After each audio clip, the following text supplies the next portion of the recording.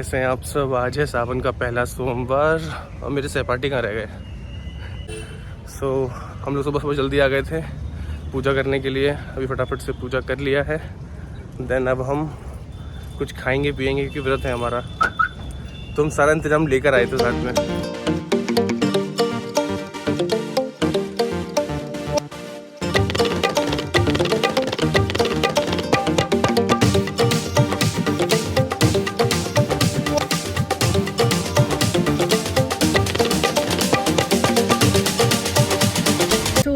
अभी हमारा lunch time हो गया था तो हमने आके, आज हमारा फास्टिंग है तो हमने आके यहाँ पे अभी एक ऑरेंज जूस पिया। फिर अभी रूम जाने का बिल्कुल भी मन नहीं क्योंकि बहुत बारिश हो रही है और हर जगह कीचड़ पानी यही सब चल रहा है। तो आप देख रहे होगे कि इतना सारा जो पानी वगैरह, इतनी बारिश हो रही है हर जगह पे, मतलब सैलाब आ रखा है। तो जहाँ है वहीं सेफ रहें आप लोग भी।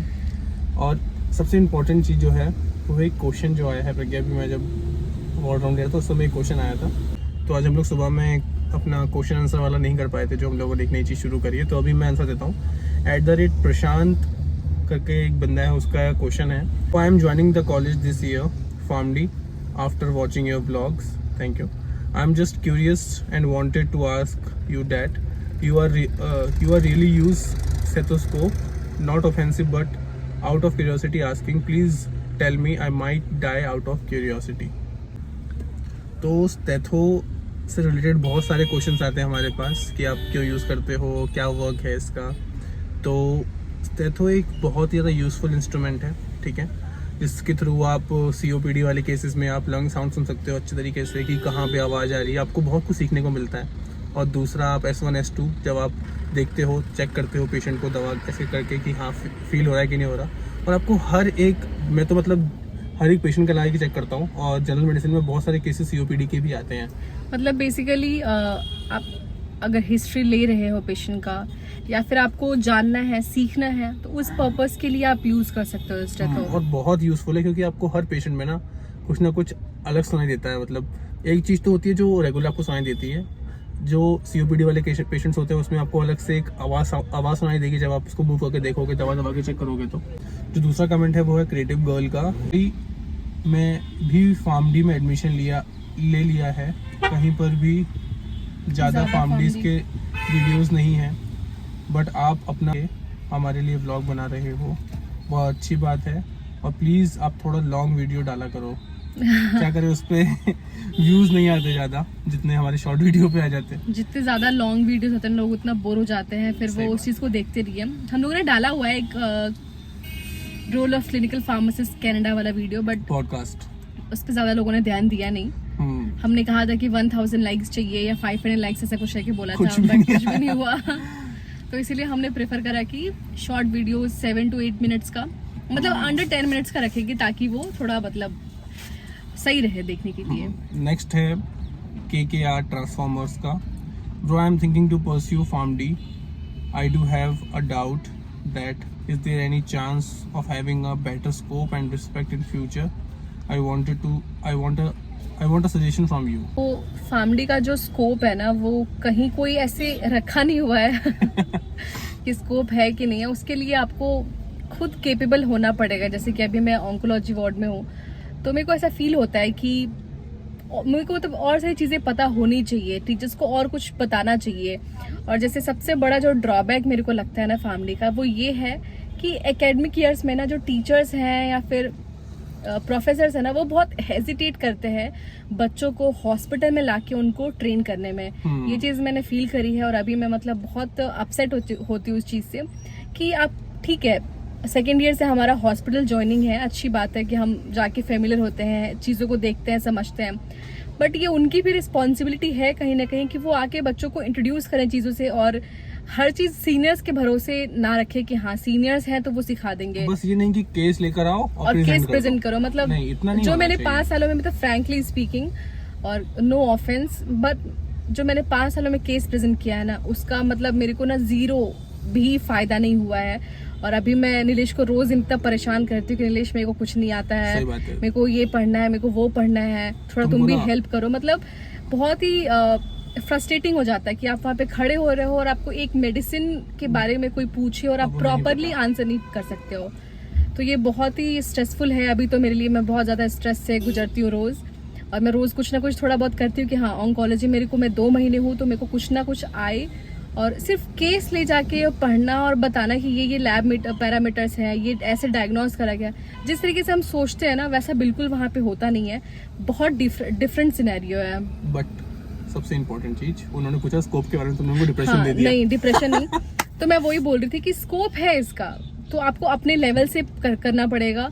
ये नहीं कि आप किसी टीचर के भरोसे किसी कॉलेज में जाओ या किसी सीनियर के भरोसे जाओ, खुद के भरोसे जाओ। और खुद के पास इतना वो अगर ये कोर्स ज्वाइन कर रहे हो ना, सीरियसली गट्स रखो अपने साथ की, हिम्मत रखो कि हाँ आप इतने मतलब केपेबल हो, कर पाओगे तो ही करो, अदरवाइज तो लीव इट। और सबसे इम्पोर्टेंट बात कि देखो, आप नीट नहीं हुआ है, ठीक है, बट आपके अंदर ये है कि हाँ मुझे डॉक्टर बनना है, तो उतनी उस लेवल की पढ़ाई और उस लेवल की प्रैक्टिस भी करनी पड़ेगी, जो हमने नहीं की थी, क्योंकि हमें कोई बताने वाला था नहीं। बट आप लोगों को बताने वाले हम हैं कि अभी से ये चीज़ें शुरू करो। जैसे प्रज्ञा को प्रॉब्लम हो रही है, प्रज्ञा अपना व्लॉग बनाएगी एक दिन अच्छा सा, ऑन्कोलॉजी का अपना पूरा बताएगी क्या प्रॉब्लम में हुई उसको।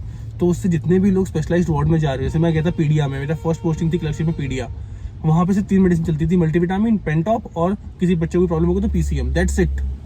और ग्रोथ डेवलपमेंट डिले, पता नहीं क्या क्या चीज़ें होती थी, मुझे समझ में आता नहीं था। मैं अगर वार्ड राउंड ले भी रहा हूँ तो मेरे को समझ में नहीं आ रहा क्या चल रहा है, मेरे साथ भी वही हो रहा है। उसको बोल रहे हैं कि जब हिस्ट्री लेकर आओ, बट हम हिस्ट्री जब लेंगे हमें पता होगा कि इसको ये कैंसर बोलते हैं, इसको ये कैंसर बोलते हैं। पेशेंट को एब्डोमिनल पेन है और फीवर है, अब उसके बेसिस पे क्या बहुत सारी चीजें हैं, ये जो सिम्टम्स है इससे बहुत सारे डिजीज बन सकते हैं, लेकिन बहुत मतलब ये सब मैं बाद में बताऊंगी कभी। हाँ, तो अगर आपको बेटर स्कोप चाहिए, बेटर फ्यूचर बनाना है अपना, तो इन चीजों पे फोकस करो, ठीक है। पढ़ाई अच्छे से करो, हॉस्पिटल अच्छे से जाओ, जिससे क्योंकि सिर्फ ये मेडिसिन है तो मेडिसिन में ही इतना करो कि हाँ, मतलब आपको सब कुछ A to Z पता हो। ये नहीं कि डायग्नोसिस की तरफ भागने लग गए, ये नहीं कि अभी ना, बस जितने भी लोग अभी फर्स्ट सेकंड थर्ड ईयर में, उनके लिए सिर्फ एक ही चीज है, एक एक्सपर्ट एडवाइस, कि अभी से फोकस करो अपनी पढ़ाई पे और अपने हॉस्पिटल वर्क्स पे और मेडिसिन पे, पूरा डिजीज और उसका मेडिसिन क्या है, पूरा मेडिसिन A to Z, पूरा ट्रीटमेंट पे फोकस करो। डायग्नोसिस, फिर पैथ लैब रिपोर्ट्स, ये सब दूसरों का काम है, हमारा काम नहीं है। ये हमारा काम है बेटर ट्रीटमेंट क्या दे सके पेशेंट को, और इसकी वार्ड्स में बहुत कमी है। ऐसा सब बोलते हैं कि नहीं फैमिली की कोई रिक्वायरमेंट नहीं है कहीं कहीं किसी वार्ड में, बट ऐसा बिल्कुल भी नहीं है। सही बात है। और बस हाँ फीवर है तो दे दिया इंजेक्शन, बाकी ये नहीं पता कि अगर पेशेंट का हाई बीपी है तो कितने टाइम, दिन में कितनी बार उसका बीपी चेक करना है, अगर उसको फीवर ज्यादा है तो कितने टाइम पे मॉनिटर करना है बार बार, ये कोई नहीं बताने वाला है, ना ही कोई चेक करने वाला है। ऑल्टरनेटिव थेरेपीज किसी को नहीं पता, कि अगर मैं आपको बोल रहा हूँ कि मेरे पास पेंटॉप नहीं तो उसकी जगह पे क्या दोगे, आपको नहीं पता। और भी बहुत सारी चीज़ें जो नहीं पता होती हैं, जो आपका काम है आपको बताना है। आपको ऑल्टरनेटिव थेरेपीज पता होनी चाहिए, सस्ती थेरेपी पता होनी चाहिए। और जरूरी नहीं कि अगर वो वार्ड में अवेलेबल नहीं है तो आप क्या करें, वेट थोड़ी कर सकते हैं। तो आपको ऑल्टरनेटिव मेडिसिन, जैसे नीलेश ने बोला, वो पता होना बहुत जरूरी है। और कैसे मैनेज करते हैं पेशेंट को, बस ट्रीटमेंट का PharmD equals to treatment of the patient, बस यही है। आप मत भागो कि डायग्नोसिस कैसे हुआ, इसका ये बढ़ा, तो मतलब बस ट्रीटमेंट कैसे करना है और दवाइयों के बारे में आपको पूरा फुल नॉलेज होना चाहिए, जब भी कोई स्कोप है, अदरवाइज तो कुछ नहीं है। आने के बाद थोड़ा सा मैं सो गया था, और अभी का जो मौसम है वो थोड़ा चेंज हो रहा है, तो आप सब लोग भी ध्यान रखें। तो अभी थोड़ा मौसम एलर्जी वाला हो रहा है, जिसमें थोड़ा एलर्जी वगैरह हो जाता है और फीवर आ जाता है, वाटरी आइज हो जाती हैं। अगर किसी को भी हो रहा है तो ध्यान रखें अपना। मॉन्टार एलसी ले सकते हो आप लोग, मोंटेलुकास और लिवोसिट्रोजिन, एंटी हिस्टामिन होती है ये, और पैरासीटामोल भी ले सकते हो आप, क्योंकि बहुत सारे लोगों को ये हो रहा है। मेरे वार्ड में भी शुरू हो गया होना। ठीक है। और अभी मैं बैठ के पढ़ रहा था BNF, British national formulary, BNF सितंबर 2022, मार्च 2023। इसके बाद एक और आ चुकी है। BNF क्या होती है, जैसे कि इसमें मैं भी रेस्पिरेटरी सिस्टम पढ़ रहा था, तो मैंने अपने व्लॉग्स में कि मेरे वार्ड में बहुत सारे केसेस जो है वो COPD से रिलेटेड आते हैं। COPD से रिलेटेड आते हैं तो उसके लिए थेरेपीज़, उसमें कौन सी ड्रग यूज़ होगी, ऑल्टरनेटिव थेरेपीज़, हर चीज़ इस बुक में होती है डिटेल में। सकते हो COPD, उसके बारे में थोड़ा सा डिस्क्रिप्शन दे रखा है, क्या ट्रीटमेंट होगा, से सारी चीज़ें शुरू हो गई, मैनेजमेंट से सारी चीज़ें शुरू हो गई, ये सब चीज़ें शुरू हो गई, management of exacerbation of COPD। BNF भी पढ़ सकते हो जल्दी हर चीज़ को समझने के लिए, कि कौन सी ड्रग देनी है, किस टाइम में कौन सी ड्रग दी जाएगी, इसकी जगह पे और कौन सी ड्रग आती है। इसमें एक चीज़ होती है कि इसमें जो होता है ब्रांड नेम्स लिखे होते हैं, क्योंकि फॉरेन में ब्रांड नेम्स ज़्यादा यूज़ होते हैं। तो मैं करता हूँ कि जहाँ पर भी ब्रांड नेम लिखा होता है उसके वहाँ ब्रैकेट लगाकर जो उसका जेनरिक नेम है वो लिख देता हूँ, जिससे कि मेरे को भी आगे इजी रहे। तो that's it for today guys. अगर आप यहाँ तक आ गए तो प्लीज़ सब्सक्राइब कर दो, बहुत कम लोगों ने कर रखा है, तो प्लीज़ सब्सक्राइब करो, जिससे हमें बहुत ज़्यादा कॉन्फिडेंस मिलेगा। और हम चाह रहे हैं कि लोगों को अप्रोच करना शुरू करें, जो फार्मडीज़ हैं, ठीक है, उनको बुलाएं अपने चैनल पे, उनसे बातचीत करें, जिससे आप लोगों को भी बेनिफिट हो कि क्या काम कर रहा है एक फार्मडी जो ऑलरेडी इस्टेब्लिश है एक हॉस्पिटल में, रिसर्च में, एकेडमिक्स में। बहुत कुछ सीखना है हमें, उसके लिए आप लोगों का साथ बहुत ज़रूरी होगा, तो प्लीज़ सब्सक्राइब कर दें। तो that's it for today guys, bye bye.